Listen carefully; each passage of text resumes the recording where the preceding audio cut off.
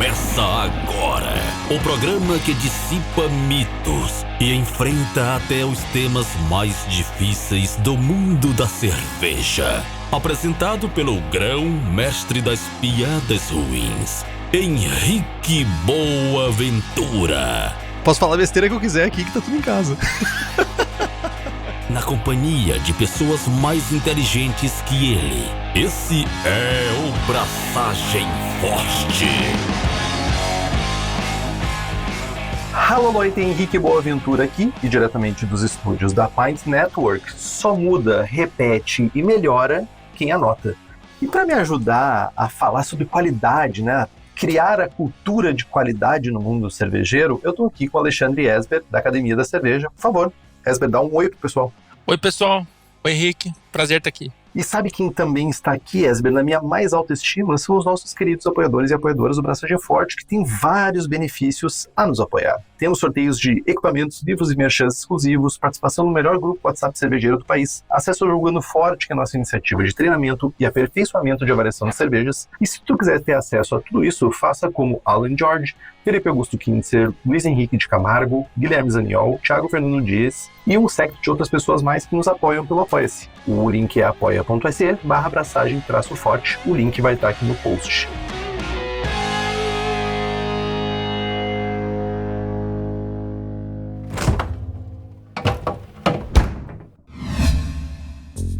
E olha só essa novidade, hoje abre o Cofre Forte. Para quem não conhece, é uma parceria que o Braçagem Forte tem com a Levitec. E a ideia é bem simples, a Levitec tem um banco de micro-organismos que não estão em nenhuma prateleira de brew shop. Coisas que a maioria dos cervejeiros e cervejeiras nunca vai ter acesso. Só quem ouve o Braçagem Forte que vai.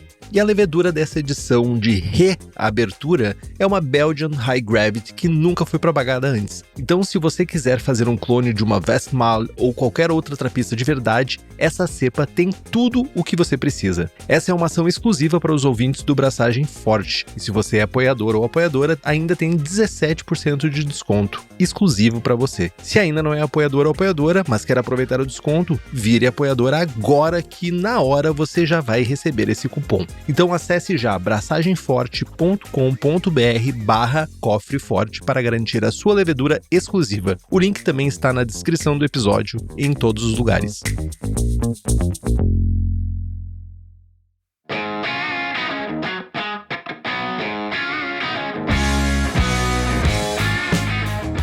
Esber, a questão é que assim, todo mundo, ou pelo menos uma boa parte das pessoas, eu espero, né, que faz cerveja em casa, já fez uma boa cerveja sem saber exatamente assim, por que eu fiz ela? Tipo, deu mais sorte do que juízo. O famoso deu mais sorte do que juízo, né?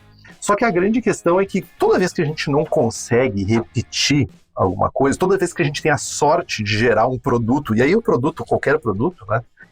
Isso é sorte, não está relacionado à qualidade. E aí eu estava conversando com o Esber, porque o Esber é um especialista no assunto, e eu achei que casaria a gente conversar sobre como que a gente implementa, como a gente traz essa visão e esse universo de qualidade para também aplicar na cerveja caseira, principalmente na cerveja. A cerveja profissional deveria ser constante isso, mas na caseira também. Então, por favor, Esber, te apresenta qual é o teu papel na Academia da Cerveja, por favor. Opa, obrigado, Henrique. Cara, qualidade é um tema que eu gosto bastante. A gente tem fama de ser um pouquinho chato, quem gosta de qualidade, né? Eu digo que é exigente, né? É pra ficar mais bonito. Mas tem muito a ver com o que tu falasse mesmo. Às vezes a gente acerta uma vez e não acerta mais. Aquele joguinho de arminha de ar, de rolha de par que você já jogou, aquele que você bota uma rolinha assim, pá! Sim, eu já ganhei um boneco. Eu ganhei um boneco quando eu tinha uns 16 anos. E depois eu gastei vários reais até hoje. Eu nunca mais acertei, não ganhei nenhum boneco. Mais uma vez eu acertei, né? Então é mais ou menos por aí a conversa que a gente começa. Meu nome é Alexandre Esber, eu sou engenheiro químico de formação, sou mestre cervejeiro. Já tenho uns bons 28 anos nessa estrada. E comecei na Brahma, né? Hoje faço parte da Ambev desde então. E sou responsável pela Academia da Cerveja. Academia da Cerveja, a escola cervejeira, né? Da Ambev, voltada para o público externo. Foi um desafio bastante grande começar a academia, porque eu eu estive desde o início da ideação do projeto, né? Desde o nome, a logo, a comunicação, a estrutura física, os equipamentos, o mobiliário que tem lá. Eu sou um founder aí da Academia da Cerveja, com muito prazer de fazer parte dessa iniciativa. E eu sempre transitei com qualidade entre processo e qualidade. Então, do tempo desses 28 anos, 24 eu estive dentro da cervejaria, e eu sempre fui ou o cara que estava produzindo a cerveja, ou que estava analisando e controlando qualidade. Então, fiquei muito feliz de bater esse papo, porque para mim é uma zona de conforto, assim, né? Falar sobre isso, e mais que conforto é um pouco, eu gosto. Eu sou um daqueles loucos que gosta desse assunto, né? Assim como tem food safety, segurança de alimentos, que eu gosto também. Então, assim como eu, tem mais 3 no mundo. Mentira, tem mais, mas não é tão comum gostar, né, dessas histórias. Mas eu tenho um benefício que é benefício / um dom, que é bater na porta certa. Bater na porta certa, escolher as pessoas certas para estar aqui. Então, eu vou escolher a pessoa certa. Mas, cara, me diz o seguinte, o fato de estar bom, né, de uma cerveja estar boa, não quer dizer que isso per se é qualidade, né? Mas o que é qualidade na prática? Assim? O que a gente chama de qualidade? Qualidade é você desenhar um produto, uma cerveja, uma caneta, que seja, qualidade no geral, né? E você conseguir estabelecer etapas ao longo desse processo para chegar naquilo que você desenhou. Então, assim, seja uma Bic ou seja uma Mont Blanc. Se eu desenhar o processo, minhas matérias-primas, meus controles, o que eu quero, quantas páginas eu quero que aquela caneta escreva para uma Bic, e eu chegar numa Mont Blanc, tô errado, eu não tenho qualidade. Quer dizer, eu vou chegar em alguma coisa mais premium, mais sofisticada, né, mais luxuosa, mas qualidade não é isso. E vice-versa, obviamente, também, né? É um pouco isso. Quando a gente fala de cerveja, que a gente não tá falando de caneta, né? Poderíamos. Eu tô viciado em canetas, Esma. Eu tô viciado em caneta. Como que se... Caneta tinteiro ainda por cima. Então você tá com mata-borrão, você tá com... Só falta isso. Mas vamos falar de cerveja. Mas se for eu tô louco pra comprar uma Mont Blanc pra mim. É isso. Então, quando a gente fala de qualidade de cerveja, é um erro, assim, que é lugar comum, né? Quando eu falo qualidade, eu penso, às vezes, em sabores diferentes, né? Poxa, eu botei aqui uma cerveja que... Eu gosto de cerveja lupulada. Pô, essa cerveja aqui, pra mim, ela tá, cara, 10 de 10. Porque aquele lúpulo me chamou a atenção. Depende. Se era aquilo que era o desenho daquela cerveja, parabéns. Mas pode ser que quando a gente começa a fazer cerveja, você sai várias cervejas diferentes, meia dúzia vão sair muito boas. Mas na próximo tiro da espingardinha de rolha, não vai acertar o mesmo alvo. Então, é um pouco disso. É ter as matérias-primas que eu preciso ter, acompanhar o processo de um jeito que eu consiga influenciar no resultado final, e que o resultado final seja aquilo que eu queria que fosse. Se eu queria uma cerveja que fosse uma lager leve, se ela sair muito lupulada, não tá errado. Apesar de que quando eu passar na roda de amigos essa cerveja, a galera vai curtir. Puta, a cerveja tá muito boa, Esme. Mas eu vou saber que não era aquilo que eu queria fazer. Tu não tava mirando naquilo, o teu alvo não era aquele. Não tava mirando naquilo. Não era bem aquilo, né? Então, é um pouco desse conceito de qualidade de um modo geral, né? Mas olha só, acho que tem 2 conceitos aqui, que um é eu definir uma meta e estar o mais próximo, mais aderente, né, possível àquela meta que eu desejei. Tu deu um bom exemplo, né? Eu quero uma American Lager leve, uma lupulagem baixa, para ser tomada em quantidade, e aí tu tem a questão de vou fazer uma cerveja que se aproxima o máximo possível desse perfil que eu estou buscando. Isso para mim é estar aderente ao que eu estou querendo produzir. Mas tem o fato também que ok, eu fiz isso, e se eu quiser fazer de novo, eu consigo repetir isso? Aí eu pulo do gato. Isso também entra em qualidade também, né? Certamente, perfeito. Essa é a segunda parte. Aí a segunda pergunta, né? Eu consigo fazer sempre? Essa é a pergunta de milhões. É o famoso foi sorte, né? Foi sorte, né?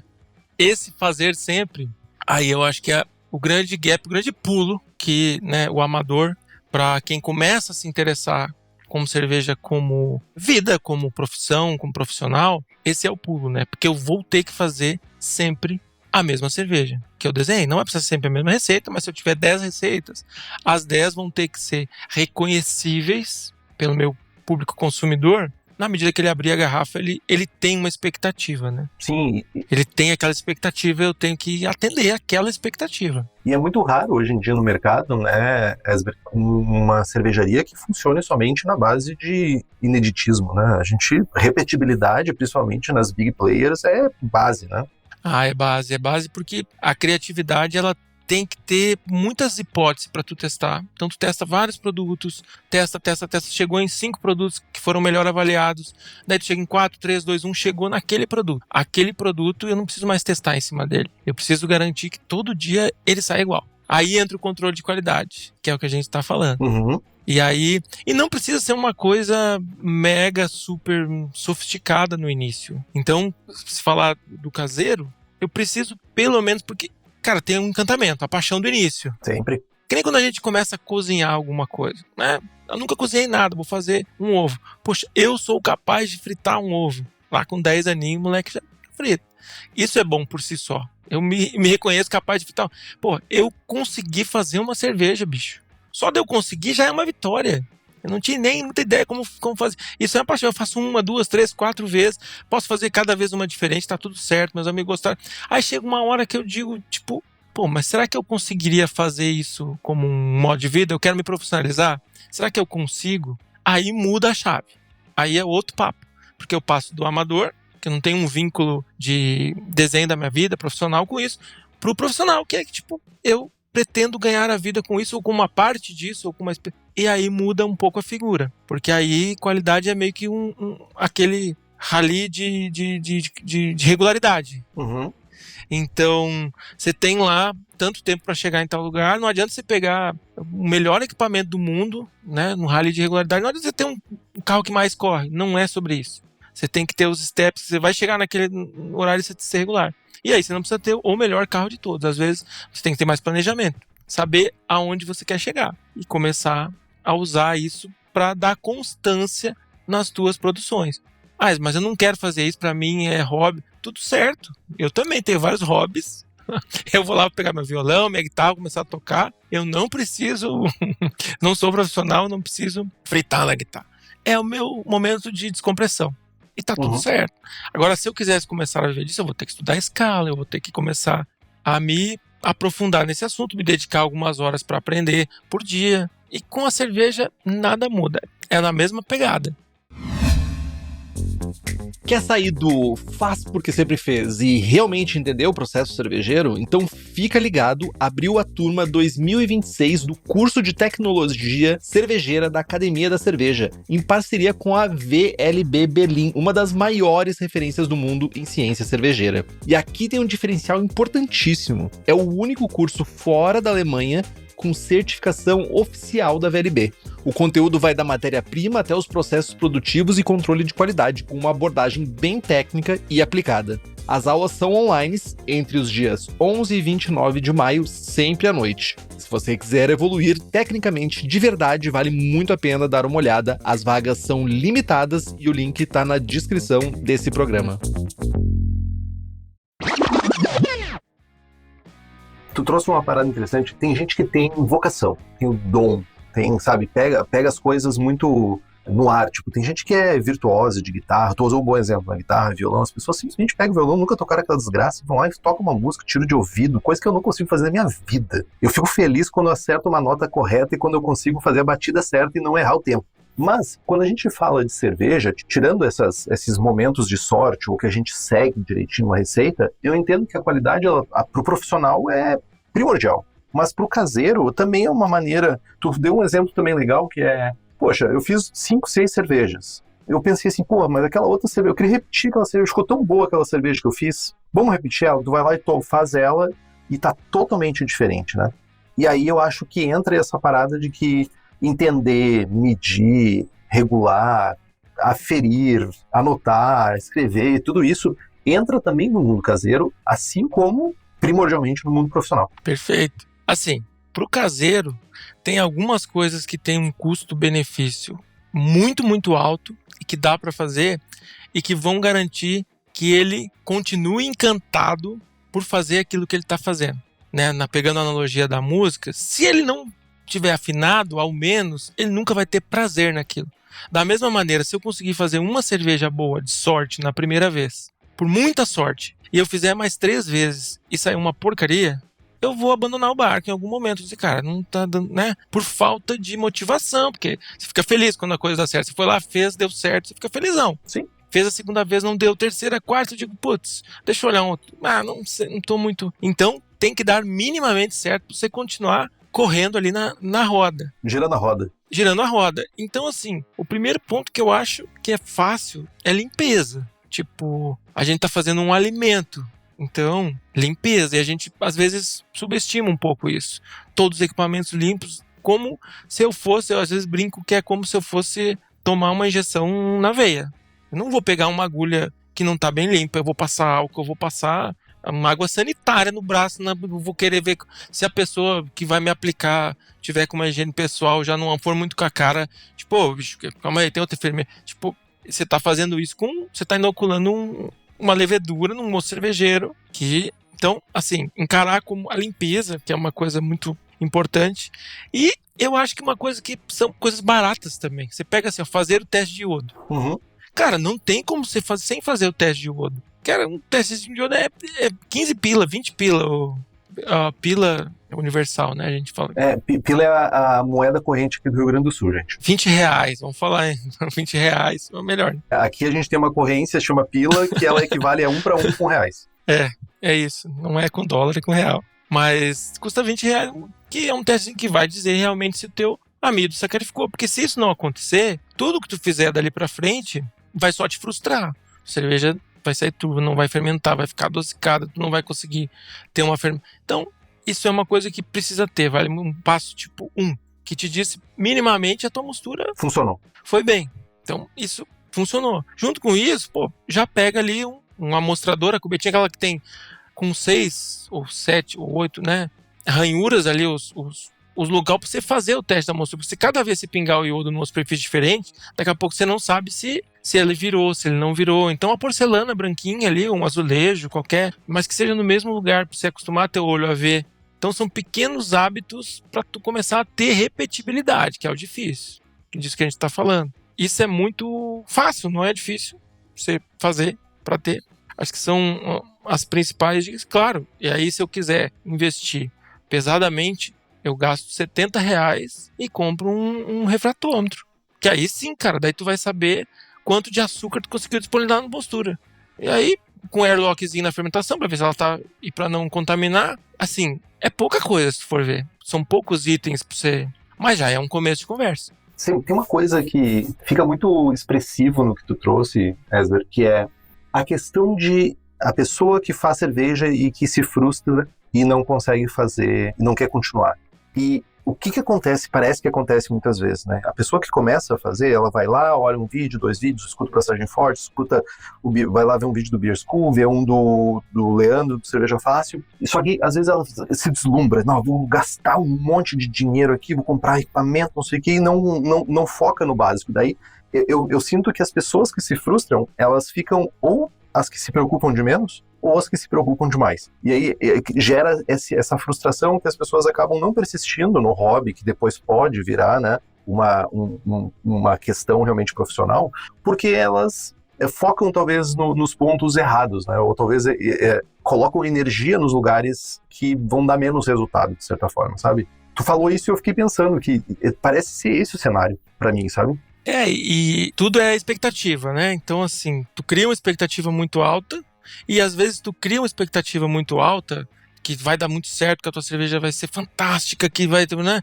Porque tu gastou uma grana. Sim, claro. Né? E esse gastar a grana também é um ponto, cara, que eu sou muito escolado nisso. Eu gasto, assim, falando de cerveja, de hobbies, tem 2 situações na minha visão. Ou você tá atrapalhando o teu equipamento ou o teu instrumento, vou pegar aqui o caso de violão, de guitarra, já que a gente está, né? Ou você está atrapalhando, ou ele está te atrapalhando. Uhum. Então, assim, eu, normalmente, eu estou atrapalhando. Então, eu não vou fazer upgrade, porque eu preciso chegar nele ainda.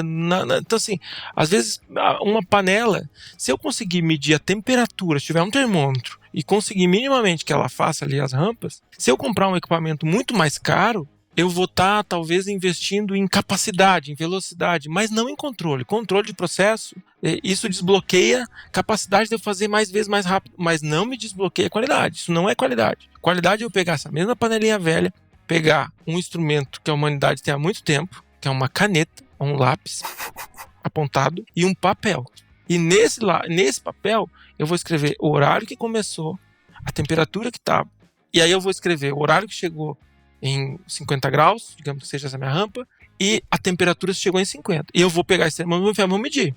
Um termômetro que não seja de mercúrio, por favor, que seja de álcool. Se estourar já... Ou digital, né? De melhor ainda, né? A gente quer ver. Mas, enfim, aí você vai medindo, você vai anotar isso do começo ao fim. Você vai anotar quanto tempo deu, que temperatura que chegou, quanto é que foi o teu iodo. E aí você vai resfriar, você vai anotar quanto tempo demorou para resfriar, que temperatura que resfriou. A magia vai ser a seguinte, na outra produção, você vai pegar outro papel, a mesma caneta, ou outra, se tiver perdido a primeira, você vai fazer as mesmas anotações. E você vai conseguir a fazer a coisa que eu acho que é mais preciosa quando eu começo a ter um mínimo de controle de qualidade. Eu consegui, vai garantir que vai dar certo? Não. Vai dar M? Vai. Tenho essa certeza que vai dar M. Pode falar merda. Pode falar. Aqui é liberado. Tá bom. Vai, tá? Mas o que é a beleza disso? É eu conseguir olhar e dizer assim, ó, eu sei porque deu errado. Cara, isso às vezes é tão bom quanto dá certo. Às vezes é até melhor. Aprende mais, né? Quando eu consigo olhar e dizer assim, ó, cara, eu sei o que eu fiz errado. Olha aqui. Já subiu 2 degraus em controle de qualidade quando você faz isso. Eu acho que as pessoas subestimam, Wesley, essa questão de tomar notas. Porque eu não vou tomar notas, porque isso... Se vocês forem numa cervejaria, boas cervejarias que têm bons processos, que têm processo de qualidade, vocês vão ver que todo tanque de fermentação, todo batch, né, todo lote, ele geralmente tem uma planilhinha ali, um papel pendurado naquele fermentador que é com essas notas que o Wesley falou. Qual foi o volume, foi a temperatura, os tempos entre cada um desses processos. E eu Tô super de acordo contigo nessa questão de que tomar notas, principalmente para quem está começando, quem ainda não entendeu o seu equipamento, quem ainda não entendeu como é que funciona a mostura direito, isso tudo vai gerando uma carga mental, uma biblioteca de ferramentas que vão te ajudar a entender. Inclusive, agora, saiu na revista da cerveja, agora acho que é a última que saiu, foi a edição técnica, eu escrevi um artigo sobre essa questão de como resolver problemas, né? Como seria uma abordagem para a resolução de problemas, usando aquele formato de espinha de peixe para a resolução de problemas. Eu acho que... Vertical, Exatamente. E é isso, né? Se tu não tem as informações necessárias para definir o que tem ali, quais são as variáveis, tu não resolve problemas. Então não justifica uma cerveja melhor. E não custa nada. Não custa nada, entendeu? Olha o investimento que é um papel e uma folha mesmo, bicho. Não custa nada. Porque a gente tem essa tendência, a gente repisando um pouco o que a gente falou há pouquinho, né? De investir grana em equipamentos que vão solucionar nossos problemas. E aí eu não vou prestar atenção no que eles me dizem, eu não vou solucionar o problema. Eu tenho que estar ali prestando atenção. Mas para isso, que eu acho que, para completar um pouquinho esse raciocínio também, eu nem sabia que tu tinha, vou até ler depois, legal, não colei lá, mas eu poderia, vou dar uma olhada depois. Mas para completar um pouquinho isso, o que eu acho que é o mais pragmático, assim, mais prático que a gente pode fazer em cada etapa, já falando de cervejaria aqui até um pouquinho do caseiro para pequena, já subindo um pouquinho a escala, ou mesmo mantendo no caseiro, é que quando eu consigo definir para uma etapa o que é realmente importante, é muito melhor do que eu tentar marcar várias coisas. Se eu controlar poucas coisas, mas que eu sei que aquelas são importantes, isso faz uma diferença. E eu consigo estabelecer limites, tolerâncias para ela. Eu acho que isso é uma coisa que demora mais, uma das coisas que mais demora para a gente internalizar esse conceito é de tolerância. Por exemplo, se eu tenho a minha fermentação, eu quero que ela esteja entre 18 e 22 graus. Vamos dizer que eu tenha uma geladeira, que eu tenha um controle, que eu tenha um termostato, que eu tenha minimamente o que eu preciso ali, já está um pouquinho mais avançado. E se ela for a 25, eu faço tolerâncias, entendeu? Eu digo, olha, até 25 E até 17 eu já vi que ela não afeta. Cara, de 26 para cima começa a ter outras coisas que eu não quero. Eu estabeleço que isso é importante e eu boto essa tolerância. Aí eu vou lá, vou degustar, vou provar, ver se não ficou nenhum fora do perfil e vou dizer, ok, essa cerveja pode ser chamada ainda de Esber Beer, né? Eu posso chamar, então eu me sinto confortável de oferecê-la para o meu cliente, ou seja ele quem for, pode ser meu parceiro, mas pode ser que eu tô vendo, que eu já esteja comercialmente ativo, vendendo. Eu sinto confortável de rotulá-la com esse nome porque ela vai levar exatamente aquilo que eu quero que ela leve. Mas se ela passar para 27, cara, já não dá mais. Eu tenho que ter esses. Então eu vou criando gates, né, portões de controle de qualidade ao longo ali do processo. Quanto mais melhor? Não, quanto menos melhor. Porque significa que eu consigo prestar mais atenção e eu cheguei em coisas que são mais importantes. Se tudo for daqui a pouco eu tô com uma queda de energia da rua, caiu a energia da CE, da CPFL, depende de onde você tá, né? Eu não posso mais. Não, isso não é tão importante quanto alguns parâmetros que você tem ao longo do processo. Isso vale para rampa de mostura, para as temperaturas, vale para tempo, vale para teste de iodo, já é assim quase por naturalmente, né? Não vai botar para frente um teste de iodo que esteja ruim, mas meio que de estabelecer isso assim ao longo do processo faz muita diferença.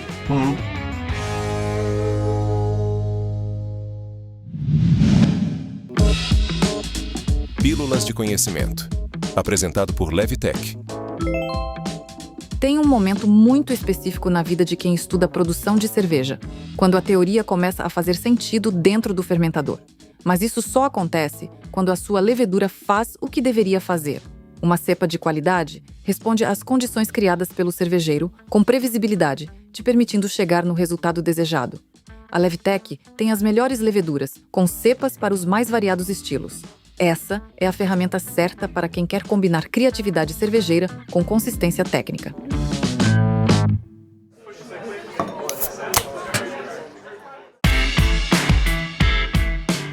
Mas, e tu diria que no universo profissional, esses gates de qualidade, eles são menores no sentido de as variações são menores? Conforme tu vai te melhorando o teu processo de qualidade, esses gates se tornam o range, né? O limiar se torna menor. Bastante menores, né? Bastante. Beiram a insanidade.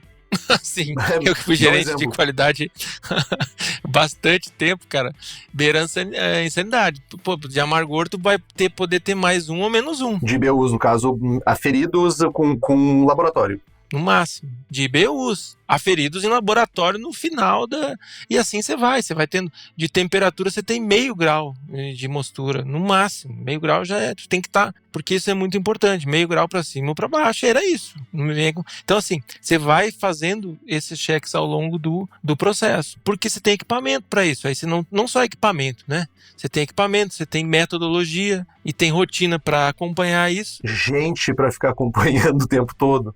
Gente ou sistema supervisório que faça essa correção e gente ou automação, né, que faça esse monitoramento. Então você vai deixando e você consegue inclusive ir aumentando os números de controles.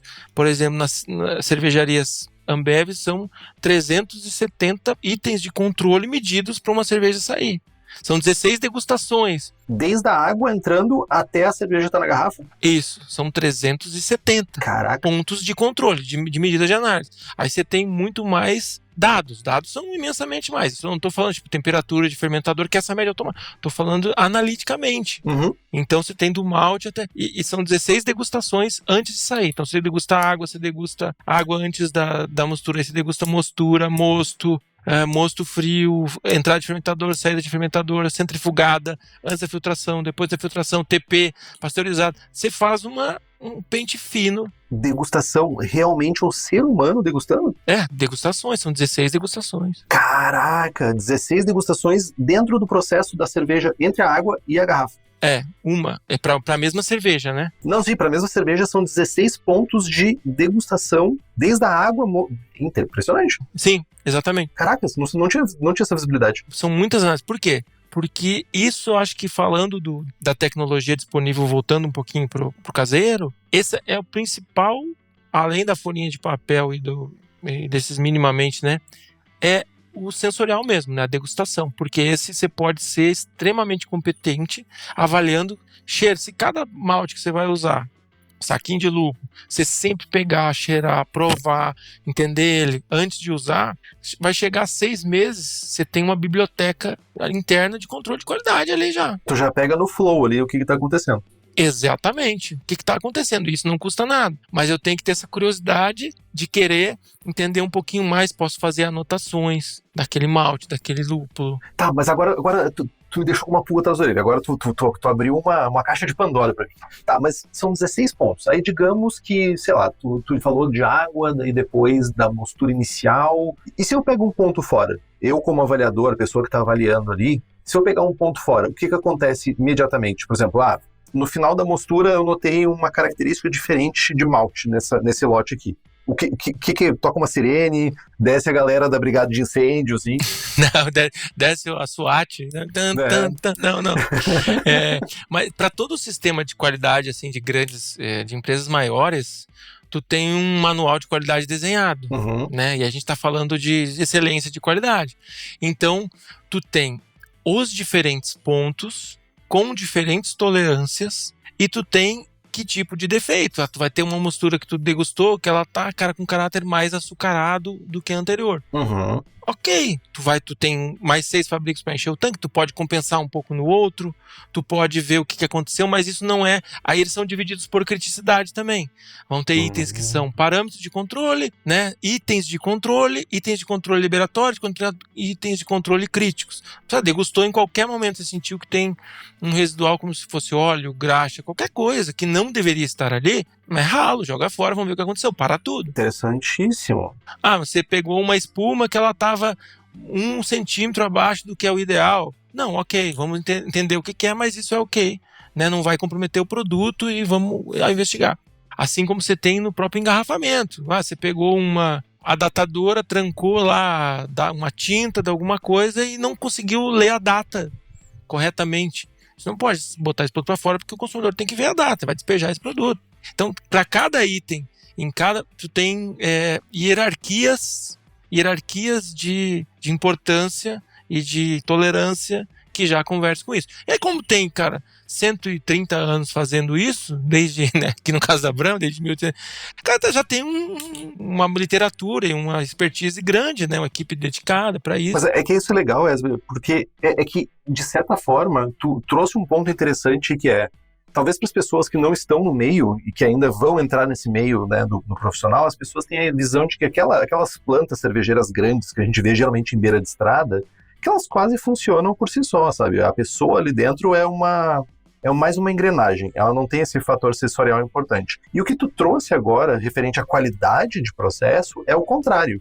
Que o fator humano é importante no processo de qualidade, não somente aferir com equipamentos, mas também as pessoas que estão ali aferindo sensorialmente, por assim dizer.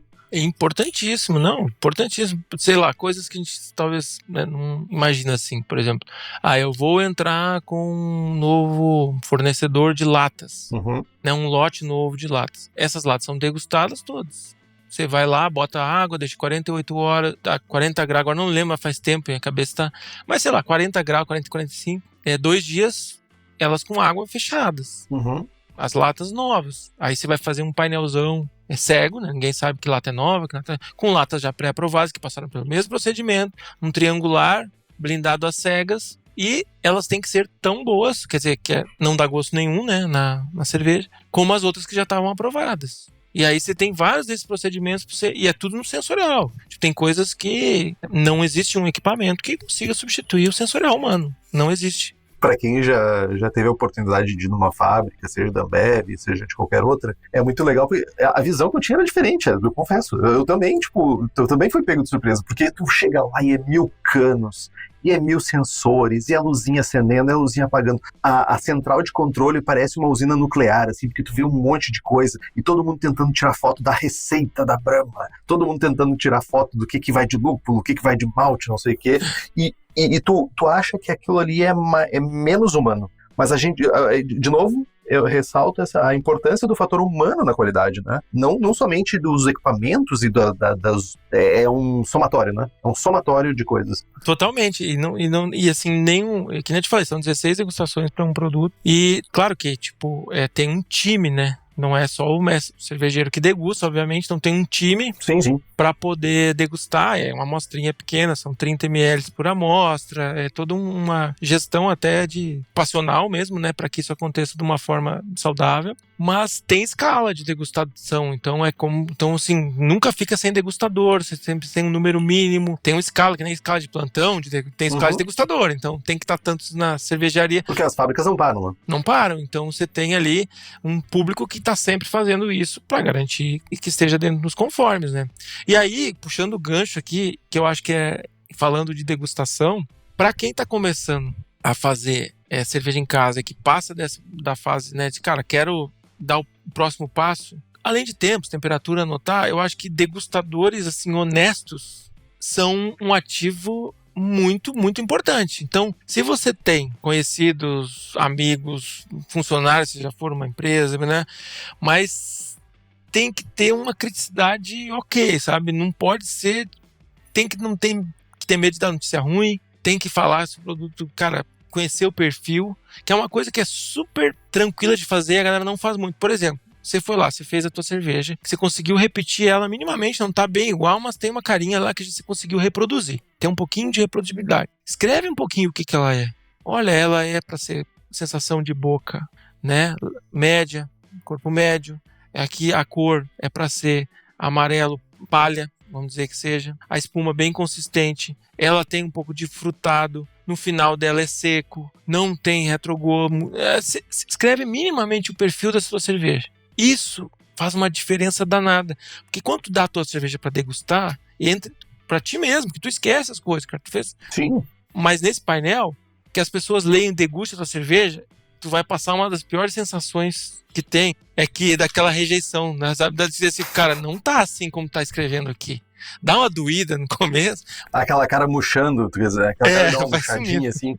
Vai sumindo da cadeira, vai baixando da cadeira, né? Mas é importante. Tu tem que saber. E aí tu consegue ver, putz, então vou mexer, talvez tal coisa, cara, não ficou bem, erramos no amargor, trocamos o lúpulo e tal. Aí vem a segunda sensação que é boa, que é prazerosa, que é de conseguir olhar um pouquinho pro que tu fez e identificar, cara, acho que foi isso, vou mexer nisso.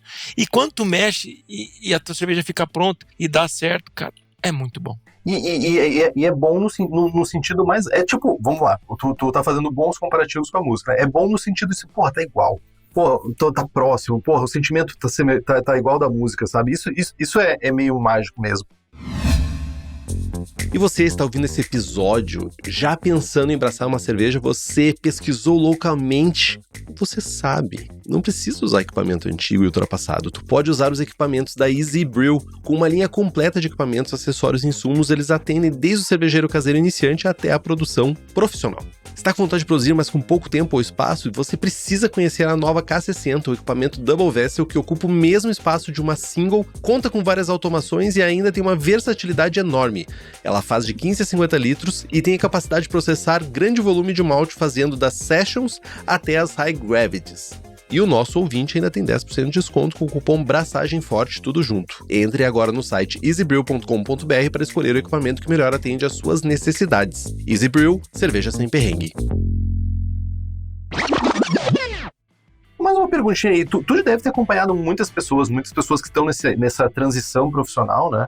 E o que te surpreende mais quando tu traz essa pessoa pro mundo da qualidade? O que choca mais essas pessoas? É tipo eu, assim, que não sabia que tinha tanta coisa que acontecia? O que choca mais as pessoas que estão entrando nesse universo? Cara, eu acho que o ponto que tu trouxe, assim, é o primeiro. Realmente, assim, é de saber que se controla tanta coisa no detalhe ao mesmo tempo, que não tem um robô onisciente, onipresente que faz tudo, tem que passar pelas pessoas, e a degustação é o último passo, é o último portão ali para poder aprovar. Se todas as análises derem todas dentro, todas certo, mas a degustação não estiver entregando, temos problemas. A degustação é assim, soberana. E na degustação, as pessoas se surpreendem, primeiro, de saber que não é uma pessoa que degusta, não é um mestre cervejeiro, é um painel. Que se ele for voto vencido, ele também está voto vencido, ele não tem mais, hierarquicamente, uma vez que o painel está aferido, ele é mais um ali, e tem que ser assim. Porque senão,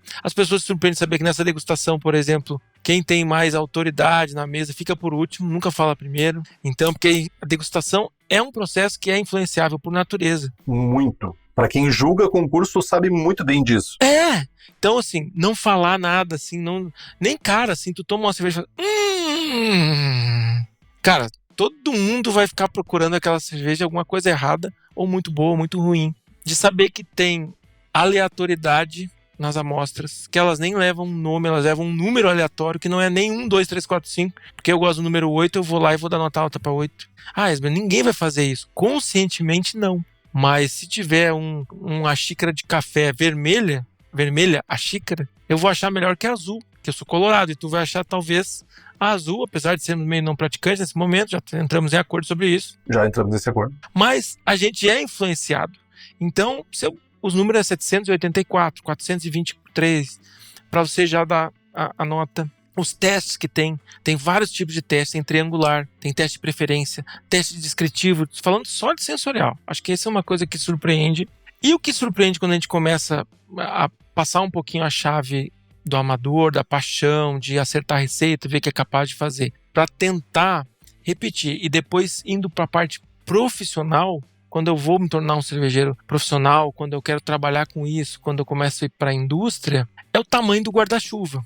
Porque quando a gente está fazendo uma coisa, o guarda-chuva aumenta, porque aumenta a quantidade de coisa que tem que caber embaixo desse guarda-chuva. Quando eu estou olhando uma cerveja que eu estou fazendo amadoramente, e quando eu falo amador, tá? Amador não significa iniciante. Amador significa que eu não ganho a vida fazendo aquilo. Então, eu tenho amadores que mandam mais do que profissionais. Isso vale para o esporte, isso vale para tudo. Isso eu tenho certeza. Isso eu tenho certeza mesmo. Então, assim, não é sobre isso, é sobre quando eu não exerço aquilo como uma profissão, né? Mas eu exerço como um hobby, enfim, e que eu passo para o profissional. Quando eu estou no hobby, eu preciso que a minha cerveja seja boa, no final, ponto. Quando eu passo para o profissional, eu preciso que ela seja boa, sempre, do mesmo jeito, mas eu preciso saber quantas vezes eu vou usar o equipamento, eu preciso saber quanto de energia ele gastou, eu preciso saber quanto de água ele consome, eu preciso saber quantas limpezas eu tenho que fazer, como eu posso otimizar aquilo, eu tenho que saber que matérias-primas eu estou usando e se eu poderia otimizar aquelas matérias-primas. Eu começo a aumentar esse guarda-chuva e ele fica do tamanho de um guarda-sol, daqui a pouco ele está do tamanho de um ombrelone e eu tenho que encaixar ali embaixo vários pratinhos que eu não tinha quando eu era... Mas isso é uma coisa que às vezes leva as pessoas a um grau de satisfação pessoal maior, porque às vezes ela não cuida do todo. Quando também está fazendo sozinho, você cuida do tudão. Sim. Da receita, do custo, do que você vai comprar. Mas ali, às vezes eu tenho um fator que é produtividade. Pô, tenho uma grande planta, eu tenho, cara, quantas braçagens eu consigo fazer nessa sala, né? Braçagens dentro do padrão, entregando tudo que precisa lindamente, mas eu faço 10 por dia, 10 braçagens por dia. Cara, como é que tá o tempo desse sensor? Daqui a pouco eu consigo fazer uma braçagem a mais por dia com a mesma sala. E isso é lindo, com a mesma qualidade. Otimizando pontos que eu não estava olhando, não precisava olhar, mas vamos dizer que eu goste disso. Eu fui lá e me encontrei nisso. Outros se encontram em qualidade. Então, a gente acaba abrindo um pouco o leque quando entra no profissional. Isso eu também entendo, Esber, que tem pessoas que vão ir por um esforço próprio, que vão conseguir essas informações, vão buscar essas informações, mas a gente sabe que no mundo atual, muitas vezes a gente tem informação, mas é tanta informação que a gente não consegue concentrar isso no lugar e separar o joio do trigo, né? E aí tem papéis, como a Academia da Cerveja faz, de prestar essas formações para moldar e direcionar as pessoas para o conhecimento melhor, o conhecimento mais rico, aprender da maneira correta, método e tudo isso, né? E eu já fiz o curso, inclusive, de tecnologia da cerveja pela VLB, e sei que isso é um dos diferenciais que tem nesse curso, né? Daí eu acho que seria legal tu trazer um pouquinho por que faz sentido para quem está querendo entrar nesse mercado ou se aprofundar mais, esse tipo de formação. Boa. Cara, o curso de formação de tecnologia cervejeira, ele foi um curso que a gente demorou um pouco para conseguir fechar essa parceria com a VLB, falando um pouquinho dos bastidores, assim. Por quê? Porque eles são bastante rigorosos, assim, bastante restritivos, né? Então, os materiais são todos os do curso da VLB. Se for hoje pegar um avião e for fazer em Berlim, vai ser o mesmo material. A gente é a única escola fora da Alemanha a ter esse privilégio de poder oferecer essa certificação, né, conjunta, com certificado da VLB. E a gente tem uma série de requisitos para isso, né? Então, os professores que participam, eles fazem o curso na VLB para poder dar essa aula. Todo ano eles são recertificados. Eu acabei de fazer a minha prova aqui, faz umas 2 semanas. Eu faço a prova para eu poder continuar seguindo sendo professor. E assim como eu, todos os professores que participam fazem, tem que ter uma prova. Então, acho que o primeiro ponto, o que eu quero trazer com isso? É qualificação técnica. Então, saber do que está falando, ter estudado um tempo sobre aquilo, poder trazer, acho que é um ponto bem legal aqui do curso.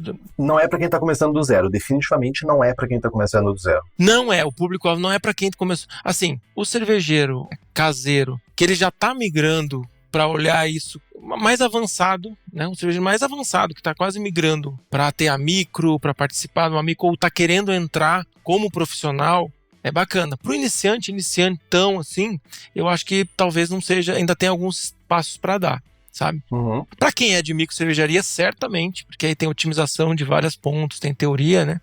De micro e de média, com certeza, e daí para frente, sim. Quem está querendo entrar no curso de profissionalização. Porque traz o método, traz um pouco da organização, que aí entra um pouco do DNA da academia da cerveja, né? Eu brinco com o meu time que a gente tem alergia a coisas chatas, então a gente consegue dar uma dinâmica diferente para os cursos, né? Então a gente consegue ter desde ajuste de horários, de atividades, de dar um break, de fazer algumas perguntas, de intercalar com o fim de semana de visita na cervejaria, que tem, né? Sim. De intercalar com o fim de semana da abraçagem prática, que é em São Paulo. Transmitir isso ao vivo, para o Brasil conseguir fazer essa transmissão. Então tem um pouco desse molho aí. O molho é nosso, né? Então a gente consegue fazer isso. E de ter profissionais que já passaram por muitas situações. Eu acho que uma das coisas que surpreende os alunos é quando ele lança uma pergunta e o cara, né, o professor consegue trazer, na maioria das vezes, uma história real sobre aquilo que ele viveu. Cara, aconteceu isso. A vivência, né? Porque acho que a beleza de ter um aprendizado estruturado e gabaritado assim, é porque tu aprende com as vivências dos outros e muitas vezes com os erros dos outros, né? Que não precisam ser os teus. Então, trazer esse ponto, né? E a troca da turma, né? A troca com a turma, né? Então, quando a gente começa a ouvir e a trocar com os próprios alunos, cara, o insumo tá todo ali. Então, tem muita coisa bacana que surge dessa conversa. E esse curso, ele vai rolar agora, né? Começa a partir do dia 11/5, aqui desse ano, é nossa turma. A gente tá já com mais da metade das vagas preenchidas. Então, quem tiver interesse, dá um confere no Instagram da Academia da Cerveja. Que é o @academia. Academia.da-cerveja, laranjinha, né? Aquela cor bonita que a gente gosta. Uhum. E a gente, esse ano, está fazendo essa turma. Não saberemos se teremos uma segunda. A gente está analisando fazer outra turma no mês de outubro, a depender da demanda. Então, não é garantido ainda. O que está garantido é essa turma, pra gente ter. Ele tem os diferenciais que eu falei. Acho que é bastante interessante a parte prática, a parte da organização do curso, a avaliação maior é dos professores, né? De terem professores bastante experientes no mercado. Eu particularmente gostei muito da parte de microbiologia e de fermentação. Eu gosto muito dessa parte, então foi a parte que eu mais gostei, particularmente. Você gosta de microbiologia e fermentação. Você também não é muito normal, não, né? Você sabe, né? Se alguém já te fala. Sim, eu sou formado em engenharia da informação. Nada a ver com isso. Já te fizeram chá revelação que você também não é bem normalzinho, não, né? É difícil a galera gostar. Se olhar na minha cara, já vê que tipo, alguma coisa deu errado na vida, sabe? Mas é bacana. Não, e os professores também. O professor de fermentação é bárbaro, né? A gente é fã dele, assim, que é o Wildo. Não, e para quem as pessoas às vezes acham que é um curso defasado, né?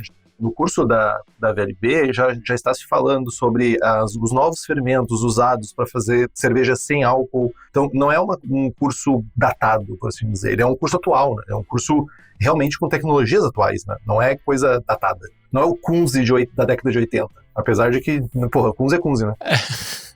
Mas aí acho que é legal até de trazer também um pouquinho de bastidores. A gente conseguiu também, com a VLB, fazer algumas atualizações, tipo essa que você falou. Eles não tinham ainda algumas coisas que são relevantes. E eles estão estudando, enfim, é um curso que é super... Mas tem coisas que são do mercado mesmo, tem coisas para o mercado brasileiro que fazem mais sentido.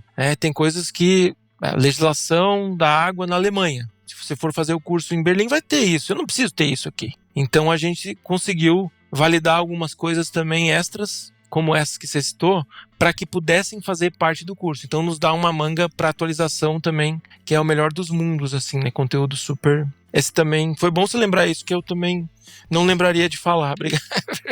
Estamos aí para isso. Então, dia 11 agora começa o curso, ainda dá tempo, esse programa vai sair lá no dia 4, então ainda dá tempo de você ir atrás do curso para ver lá no Instagram da Academia da Cerveja. Imagino que pelo site da Academia da Cerveja, acho que é academiadacerveja.com. Também. Você também consegue mais informações sobre isso. E, cara, é a formação VLB, né? Não é pouca merda.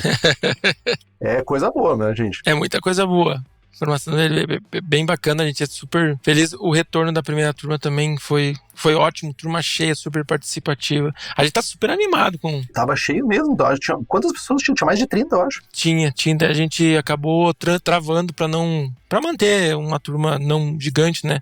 A gente teve excedentes da turma passada que já estão participando dessa, porque realmente lotou. Bom demais. E aí não adianta encher muito a sala, porque aí perde as trocas, a gente prezou pela qualidade do curso e segurou um pouquinho. Que é rico, né, Esben? No final das contas, a troca é muito... Eu, pelo menos, o que eu mais aproveitei, uma das coisas que eu mais aproveitei no curso foi realmente ter essas trocas com os professores e também com quem tá de colega ali, né? Às vezes são pessoas no meio cervejeiro que estão querendo conversar ali, estão querendo trazer a sua experiência e é muito útil, né?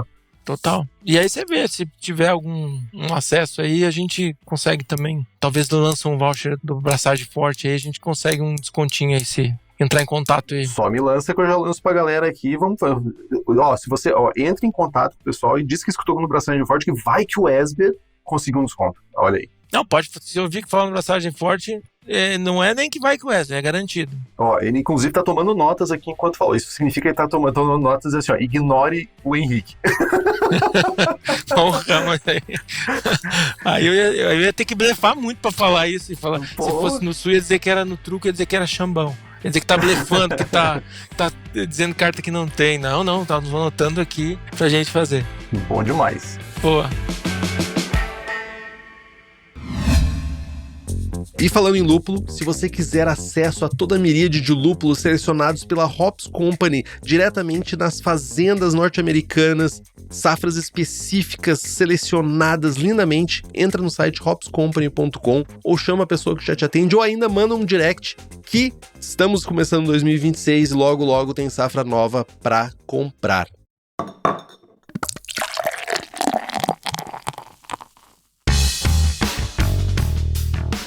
Esben, queria te agradecer pelo teu tempo, pela tua disponibilidade de falar sobre qualidade e também para trazer, né, essa oportunidade que as pessoas têm de fazer um curso internacional aqui no Brasil, né? Não sei se tu quer deixar algum contato aí pro pessoal contigo, quem quiser falar contigo, como é que você entra em contato, mas te agradeço enormemente. Olha, pode entrar em contato comigo no LinkedIn, na rede mais profissional, Alexandre Esber, né? A gente tem também na página do Instagram, no nosso perfil da Academia da Cerveja, tem também um WhatsApp que a gente responde todos eles na hora, é muito rápido. O time está super atento aí e esperando curiosos, interessados, apaixonados pelo mundo da cerveja nas suas mais variadas formas. Agradeço muito aqui a oportunidade de participar. É um assunto apaixonante, cerveja, qualidade, acho que é tudo de bom, né? Total. Principalmente para quem vive disso, se interessa pelo tema. E acho que é um conselho que, se eu pudesse dar para quem está entrando, são duas coisas. Acho que você vai limpar bastante, então goste de limpeza. E o segundo é que é um vício, então você não vai sair mais. Então pense antes de entrar, porque é muito bom, é muito apaixonante. Mas venha, é quentinho, é bom? Venha, é um lugar bom de se estar. Dá tonturinha depois. Dá sim. Obrigado, Henrique. Eu que agradeço. Nos sigas no Instagram. Estamos no Spotify, Apple Podcasts, YouTube Podcasts, Deezer, todos os agregadores. Estamos lá. Se você puder fazer um review, um comentário, isso é muito importante para nós. Nós vamos mais longe. Compartilhe esse episódio com seus amigos. Tem dúvida, sugestão de pauta, crítica, quer anunciar a sua empresa ou seu produto? E-mail para contato@braçagemforte.com.br ou mande uma mensagem para nós. Esben, até! Abraço!